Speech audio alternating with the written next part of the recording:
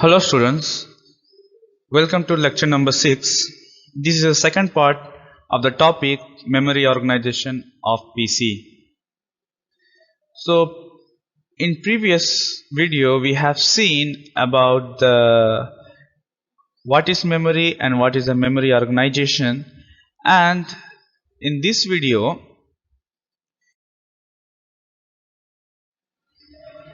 we are going to see about the primary memory, secondary memory, that is also called auxiliary memory and external memory, and cache memory and registers.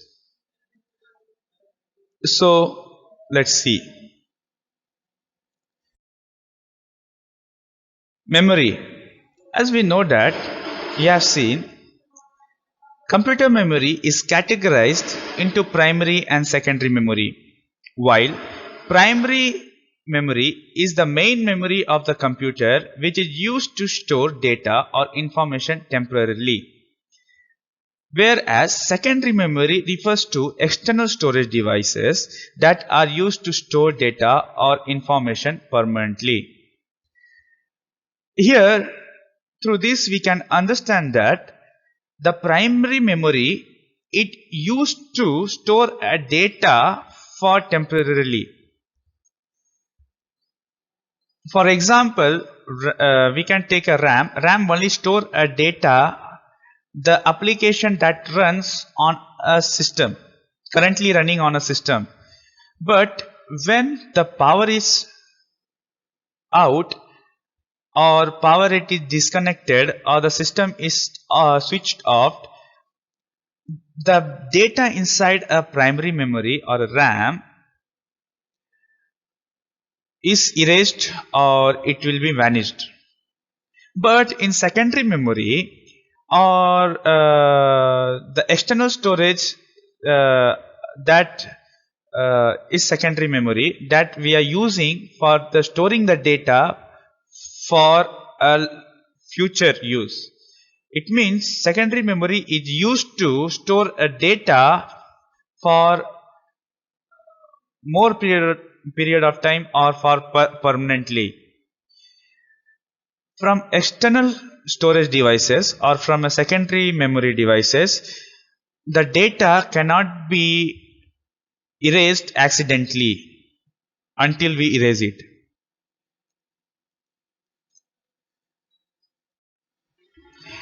Here we can see that secondary memory, primary memory, cache memory and register memory. This is a sequence from down to up. The speed is increasing.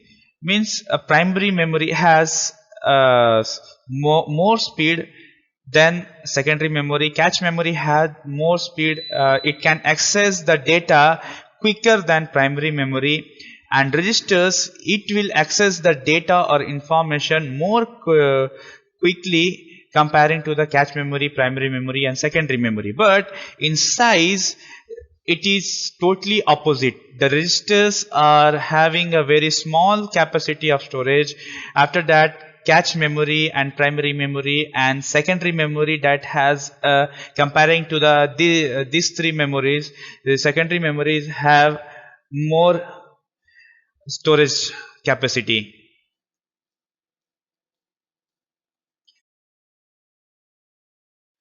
First we will see about the primary memory. What is primary memory? A primary memory is also called internal memory.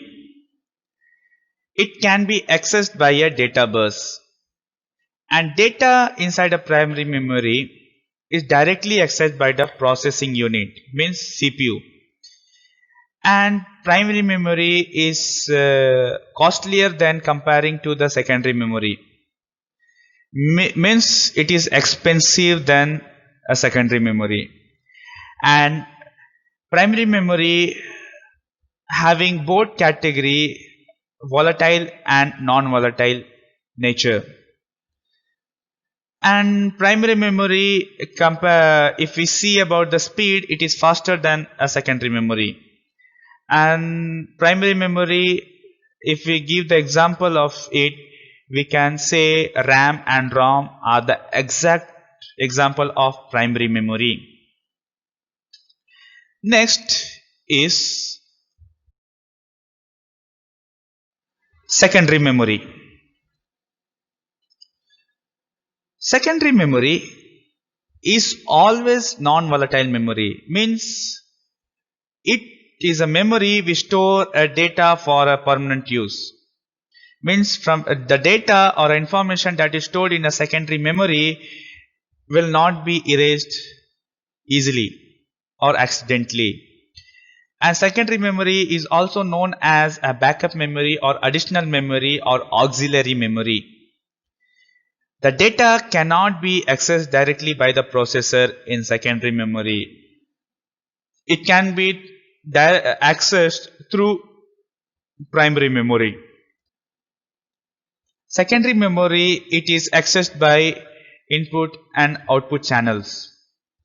And if we talk about the price, the secondary memory is cheaper than a primary memory. If we talk about the speed, the secondary memory is slower than a primary memory. If we see about the example, we can say that hard disk, pen drive, floppy disks, CD are the common example of a secondary memory.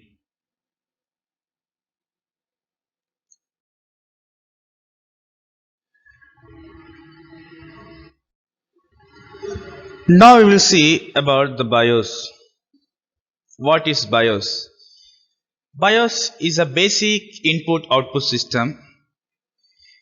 It is the program a personal computer microprocessor uses to get the computer system started after you turned it on.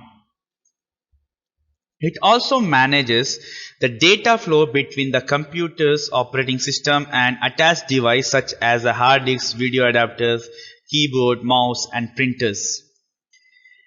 BIOS is an integral part of your computer and it comes with it when you bring it home. Means when you purchase it, it will come inbuilt already. The operating system can either be pre-installed by the manufacturer or vendor or installed by the user. BIOS is a program that is made accessible to a microprocessor on an erasable programmable read-only memory, means EPROM chip. When you turn your computer on, the microprocessor passes control to the BIOS program, which is always located at the same place on EPROM. Means it will not change its place again whenever we switch off or switch on the system. And BIOS boots up when your system is turned on.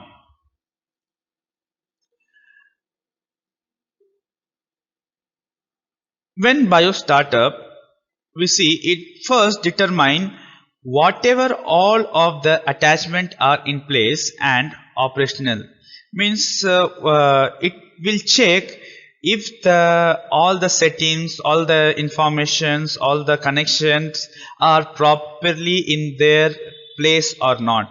Then it loads the operating system into your computer's random access memory from your hard disk or diskette drive. Means BIOS first checks all the instructions, all the information that used to run the operating system is already perfect or not. If everything is perfect, then it access to the random access memory and give all the operations and functions to the operating system. BIOS is theoretically always the intermediary between the microprocessor and the input-output device.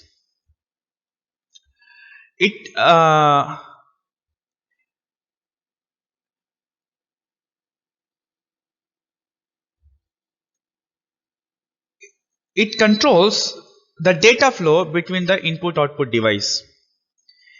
In some cases, BIOS can arrange for data flow directly to memory from devices. That requires faster data flow to be effective. BIOS security is a somewhat overclocked component of a cybersecurity, but should be managed to prevent hackers from executing malicious code to the OS security group. Now we will see that how BIOS will work. On a virtual every computers available, the BIOS makes sure all the other chips, hard drives, ports and CPU functions together. Means it will check or it will confirm that all the components of the computer will able to function together or not. Every desktop and laptop computers in common use today contains microprocessor as its central processing unit. The microprocessor is the hardware component to get its work done, and the microprocessor execute a set of instructions known as software. Next we will see about the ROM. The ROM stands for read-only memory. It can only read but we cannot write on it. We can only access the data from it, access whatever inside it, but we cannot program it or write it. So this type of memory is non-volatile memory. A ROM stores such instructions that are required to start a computer. ROM chips are not only used in a computer but also in other electronic items like washing machine and microwave oven. In other electronic device, how the device will function, how it will function, all that instruction are stored in a ROM. So the information is stored in a ROM is not permanent because it is a volatile memory.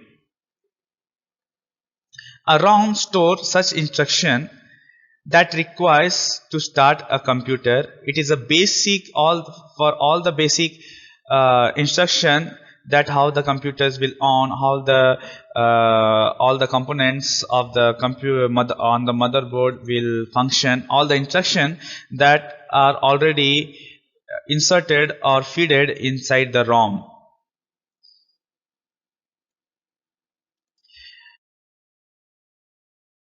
There are several types of ROM there. There are 4 types that we are going to study. First is MROM, that is masked ROM. A very first ROM were hardwired devices that contains a pre-programmed set of data or instruction. This kind of ROMs are known as masked ROM, which are inexpensive. Second, PROM, programmable read-only memory. Memory that can be modified only once by a user, that can be programmed only once and it is not able to be erased. Programmable ROM, in market if we buy a programmable ROM, we can program it only once. We can not able to modify the program again, means one time use only. And third is EPROM, erasable and programmable read-only memory. Memory that can be modified only once by a user, it can be programmed only once and it is not be erasable.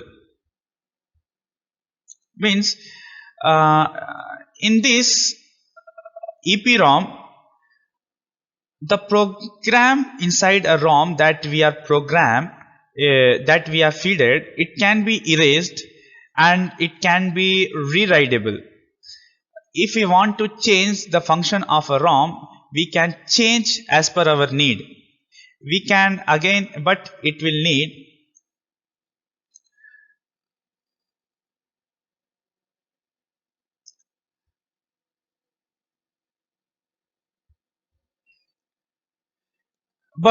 need ultraviolet rays or light for erasing. It will take up to 4 minutes to erase everything. Usually an EPROM erases achieve this function during programming. An electrical charge is trapped in an insulated gate region The charge is retained for more than 10 years because the charge has no leakage path. It is designed like that only. For erasing this charge, ultraviolet light is passed through the quartz crystal window. This exposure to ultraviolet rays dissipates the charge during the normal use. The quartz lid is sealed with a sticker. For EPROM, we can program again and again, but we can also erase it, but through ultraviolet rays. And fourth one is EEPROM, that is electrically erasable and programmable read-only memory. It can be erased and programmed about 10,000 of times, means many times. Both erasing and programming take about 4 to 10 milliseconds and can be erased one bit at a time rather than erasing the entire chip. Hence, the process of reprogramming is flexible but slow. We can erase it by electrically, by pulse. So, double EPROM is erased and programmable again and again. How many times that we need to program it or modify it, that much of time we can modify and change the program inside the EEPROM, electrically erasable and programmable read-only ROM.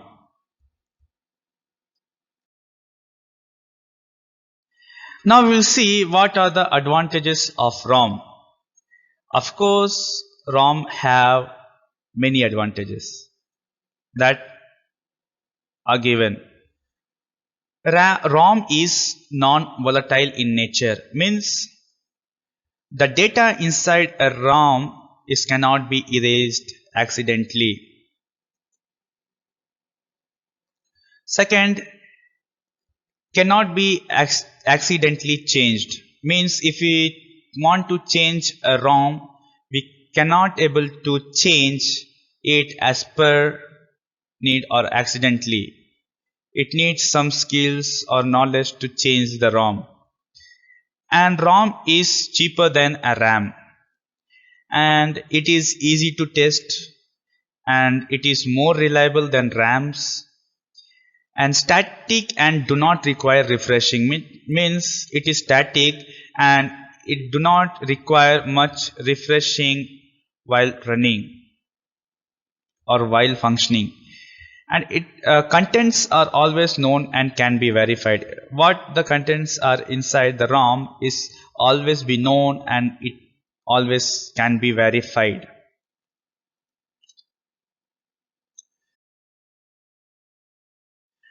Now we are going to see about the RAM, that is random access memory. So RAM is the internal memory of a computer CPU for storing data, program and program result. It is a read and write memory which stores data until the machine is working. As soon the machine is switched off, the data inside a RAM is erased. Access time in RAM is independent of the address. RAM is small, but both in terms of its physical size and in the amount of data it can hold. It means in size also physically it is small, and the amount of data that it can handle or it can hold is very less. We know that RAM come 2 GB in size, 4 GB, 8 GB up to 16 GB. So more modern RAMs having more capacity or more holding capacity. So RAM is a volatile memory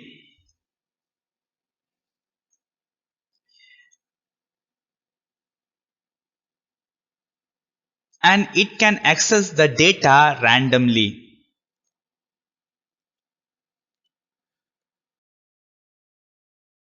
So here also, like RAM has also categorized into two types. There are two types of RAM. One is SRAM, that is called static RAM, and second is DRAM, that is called dynamic RAM.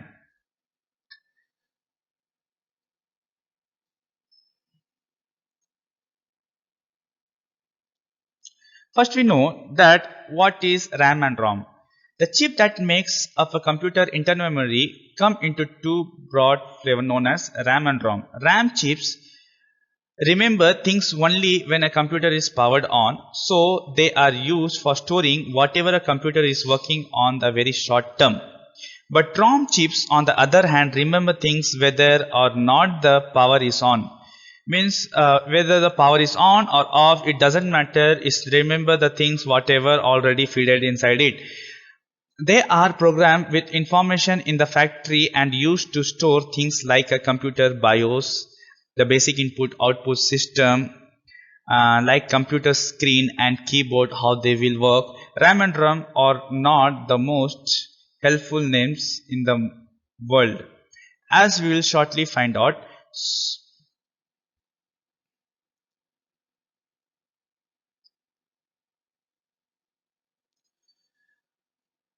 First, that we have to RAM access the information randomly. So there are two types of access in a memory, that is a random access and a sequential access. So first we will learn about what is random access. Random means randomly accessing, means anytime any application or any information can be read or write. Sequential means one by one. If the what first come, it will be accessed first, and other information will be accessed later. So we'll see about the first about the SRAM, that is static RAM. Static indicates that the memory retains its content as long as the power is being supplied. SRAM chips use a matrix of 6 transistors and no capacitors. Transistors do not require power to prevent leakage, so SRAM need not be refreshed on a regular basis. SRAM is used as the cache memory and has a very fast access comparing to the DRAM. Manufacturing cost is higher in SRAM. DRAM, dynamic RAM, must be continually refreshed in order to maintain the data. DRAM is used for most system memory as it is cheaper and small. All DRAMs are made up of memory cells which are composed of one capacitors and one transistors.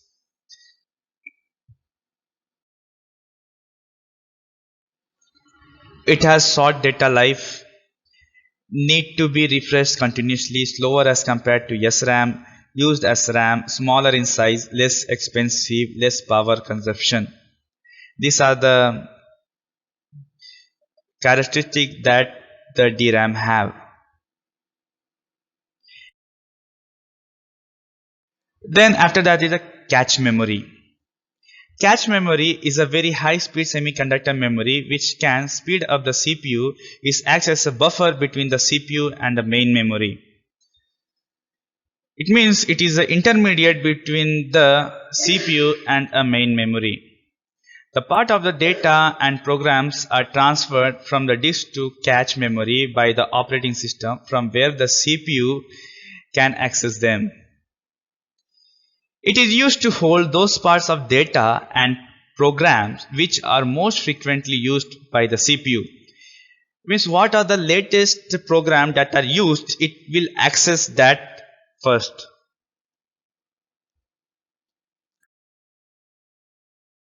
It also have advantages and disadvantages. Cache memory is faster than main memory. It consumes less access time as compared to the main memory. It stores the program that can be executed within a short period of time. It stores data for temporary use. And disadvantages of cache memory is cache memory has limited capacity and it is very expensive comparing to the other types of memory.